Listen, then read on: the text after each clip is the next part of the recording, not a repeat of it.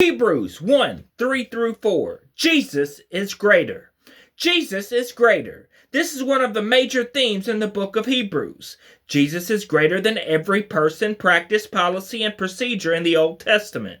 The fact that Jesus is unquestionably greater than the people and practices in the Old Testament is not just an abstract idea with little bearing on life today. Rather, it demonstrates the fact that God's plan to redeem his people have moved forward in the person and work of Jesus. The author of Hebrews drives home the greatness of Jesus by comparing him to a number of people and events from the Old Testament.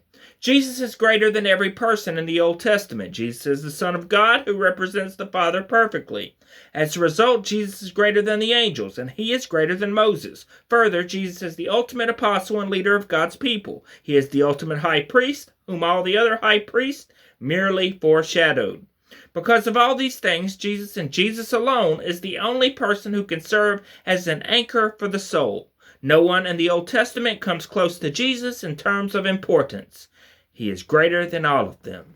Jesus is greater than every event in the Old Testament. Animal sacrifices in the Old Testament were never intended to be an end in themselves. The covering they provided was only temporary.